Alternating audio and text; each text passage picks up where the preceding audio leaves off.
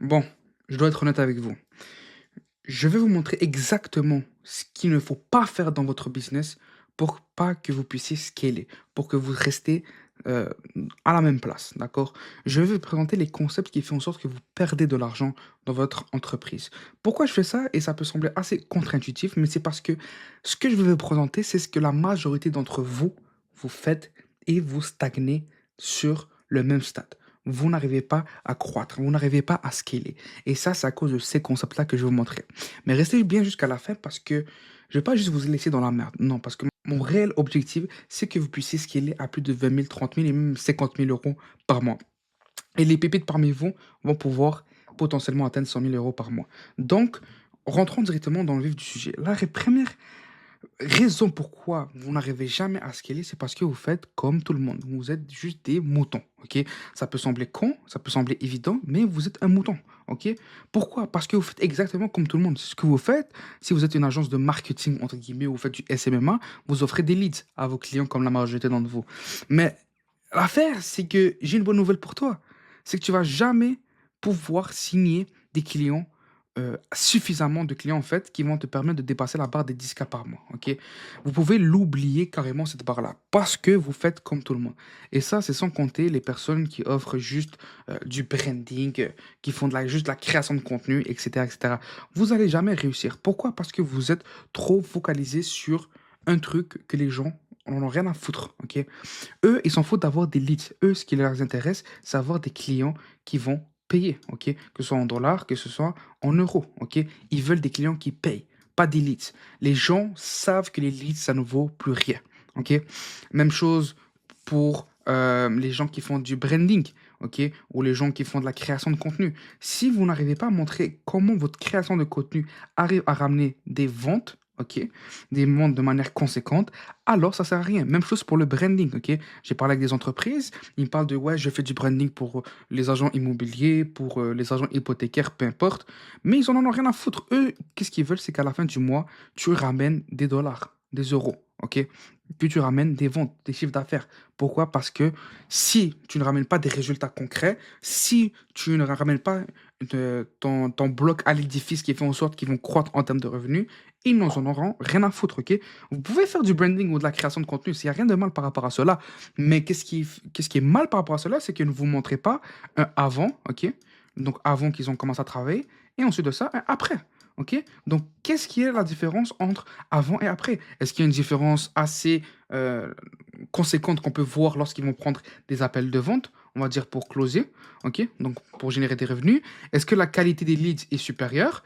Est-ce que je sais pas moi, il y a beaucoup plus de rendez-vous bookés, ok? Est-ce qu'il y a beaucoup plus de personnes qui sont prêtes à investir, ok? Etc., etc. Quels sont les avant et les après, après avoir implémenté ta création de contenu ou ta branding, ok? Si vous voulez que je vous facilite ce processus-là par rapport à comment créer une réelle offre que vous pouvez vendre à 3 000, 4 000, même voire 6 000 euros par mois, ou même pas par mois, juste en une fois, et que vous travaillez sur 2 mois, 3 mois, ok? Alors, je vais vous montrer comment offrir une offre synergique qui va faire en sorte que vous pouvez déjà augmenter la LTV de votre clientèle, ok? C'est quoi la LTV? C'est combien votre client va dépenser en général lorsqu'il travaille avec vous, ok?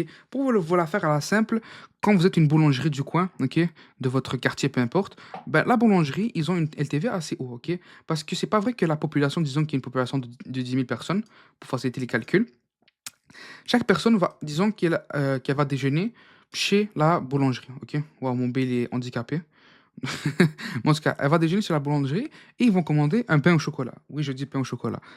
Ok? Et on va dire que le pain au chocolat, il est à 1 euro. Ok? Si on sait que le village ou le quartier va acheter un pain au chocolat à chaque jour, ok, pour faire leur petit déjeuner, alors ça fait 10 000 euros de revenus à chaque jour. Right? Ça n'a rien à voir avec la LTV.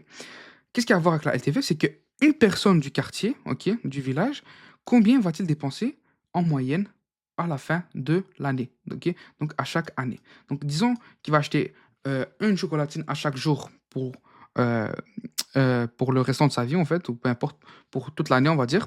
Alors sa LTV est de 1 fois 365 euros. Ok? Ça veut dire que pour chaque client qui rentre dans la boulangerie, on sait qu'il va dépenser en moyenne 365 euros. Donc ça, c'est la LTV de ta clientèle. Donc c'est ce que tu peux espérer générer par client généré. Parce que quand tu vas avoir une boulangerie, tu sais pas toi combien tu vas générer en termes de chiffre d'affaires. Mais si tu sais que chaque client, en moyenne, vu qu'il va venir, revenir, etc., tu vas lui offrir d'autres produits, tu vas lui offrir une nouvelle pâtisserie, peu importe. Vous pouvez avoir n'importe quel type d'exemple de qu'est-ce qu'il va lui offrir en plus. Ben, on va savoir qu'en moyenne, il va dépenser 360 balles sur la boulangerie. Et c'est ce qui te permet d'avoir une certaine croissance dans l'entreprise et avoir une certaine projection en termes de revenus. En tout cas, revenons à nos moutons, ok? Pas les moutons que vous suivez, non, les vrais moutons pour parler de notre sujet. Euh, Ce que vous devez faire, ok? Les modèles d'offres qui se vendent beaucoup, c'est les modèles d'agence et de coaching, ok? Pourquoi? Parce que le modèle de coaching, c'est quoi? C'est du done with you. Je t'accompagne, je te motive, je te pousse à aller plus loin. Donc, tu vas me charger un one-time, disons entre 3 000 et 10 000 euros, et je vais pouvoir t'accompagner. Alors qu'une agence, qu'est-ce qu'elle fait? Elle s'occupe de tout de A à Z dans ton entreprise. Ok? Donc, disons exemple, ils vont te générer des leads. S'il vous plaît, arrêtez de faire ça. Ok? Mais si vous générez, exemple, je sais pas moi, des prospects qualifiés dans votre agenda, tu vas charger, exemple, 5 000 ou 500, entre 500 et 5 000 balles par mois, exemple. D'accord? Ce qu'il faudrait faire, c'est prendre le meilleur des deux mondes. Qu'est-ce que je veux dire par là? Vous allez charger en offrant 3 000 à 10 000 balles pour votre offre, ok? Vous allez implémenter votre système ou votre mécanisme, ok? Donc votre infrastructure que vous proposez, que ce soit pour ramener des clients, que ce soit pour ramener des prospects, que ce soit pour ramener de la visibilité, que ce soit pour bâtir un certain awareness, une brand awareness, donc avoir un certain euh, volume de personnes qui savent qui vous êtes et qui ont une certaine connaissance que, en fait, vous êtes l'expert dans le market, etc., etc. Vous implémentez ce service-là. Donc, le mot d'ordre, c'est de bombarder de valeur. Vous donnez tout ce que vous avez. Tout ce qu'il y a dans votre cerveau, vous le mettez en papier et vous le partagez à la personne, que ce soit en appel ou peu importe comment vous implémentez cette infrastructure. D'accord? Donc, vous devez régler le problème principal de votre market, ok? Allez pas me parler de, je sais pas moi, je sais pas moi, je vais te faire des editing de vidéos qui vont être super incroyables. Les gens vont être hallucinés par à quel point c'est amazing, c'est incroyable l'editing. On en a rien à foutre, honnêtement. Tout ce que les gens s'intéressent à, c'est ces quatre affaires principales: la clientèle, des prospects, la visibilité ou un awareness. Awareness, je veux dire quoi par là? C'est exemple quand une personne va rentrer en appel pour vendre, pour acheter un produit ou quoi que ce soit, elle va déjà savoir qui es-tu, donc ça va faciliter la conversion de ce prospect-là. D'accord? Ensuite de ça, ce qu'on va faire, c'est avoir un retainer. Ok? Ce retainer-là, ou le pourcentage des ventes qu'on va générer pour la personne, c'est une fois qu'on a chargé le upfront et que la personne obtient des super bien bons résultats grâce à notre infrastructure. Parce que par la suite, ce qu'on peut offrir, c'est du management, où on va offrir de meilleures opérations, où on va leur faire apprendre comment le système fonctionne pour qu'ils puissent le faire rouler automatiquement par eux-mêmes. D'accord? Et ça, tu vas le faire sous forme de done with you. Donc, tu vas les accompagner à pouvoir implémenter ces stratégies. Donc, ce que tu vas faire, c'est tout simplement leur faire comprendre comment le système est mis en place et comment faire des updates pour que cela continue à rouler en mode autopilote. Ok? Donc, si vous voulez même avoir une valeur ajoutée et vraiment être comment dire ça, avoir un avantage inconsidérable en termes d'augmentation de la LTV de votre clientèle, donc faire en sorte que vos clients dépensent le plus possible avec vous parce que vous avez arrivé à générer les résultats par derrière, alors je vous invite à les aider à régler deux autres problématiques importantes qui bloquent dans leur market, ok? Et qui fait en sorte qu'ils vont leur permettre de passer au prochain niveau, ok? Donc, ils vont atteindre un nouveau statut, d'accord? Donc, ce que tu peux offrir, je donne des exemples juste comme ça, mais exemple, faire du coaching, faire du one-on-one, revoir les chiffres avec eux, faire des trainings, je sais pas moi, manager leur équipe, manager leur système, etc. Ça, c'est la première chose qui fait en sorte que vous bloquez dans le sens que vous n'arrivez pas à scaler et dépasser la barre des 10K. Parce que vous êtes juste tout simplement un mouton. Arrêtez de faire cela. Deuxième chose, c'est que vous n'arrivez pas à traquer ces données. Vos données, vous ne les connaissez absolument pas. Combien de personnes je suis rentré en appel avec eux et ils ne savent même pas à quoi s'attendre. Ils ne savent même pas combien leur coûte acquérir un client. Vous êtes juste là à croire que vous êtes en train de vous noyer, vous n'arrivez pas, vous ne pouvez pas vous en sortir. Mais c'est simple, vous devez juste mettre pied, ok? Et vous allez voir que vous allez être tout à fait good. Pourquoi? Parce que, comme j'ai dit, vous ne traquez pas les données principaux qui font en sorte que votre business puisse rouler, d'accord? Et ça, c'est un énorme problème. C'est un très, très, très gros problème que vous avez, OK? Heu, Parce que si vous ne connaissez pas vos chiffres, OK? Vous ne connaissez pas ces données, OK? Que je vous ai montrées juste ici, vous avez un énorme problème dans votre entreprise. Vous allez jamais pouvoir dépasser la barre des 30 000 € par mois, même 20 000 €, OK? Donc vous avez pu obtenir 10K sans traquer ces données-là, mais par la suite, pour passer au prochain level, si vous n'arrivez pas à savoir chacun de ces métriques, vous n'allez jamais dépasser cette barre-là, OK? Vous n'allez jamais pouvoir atteindre la barre des 30 000, voire même des 50 000 € par mois. Je vous sauve des rêves.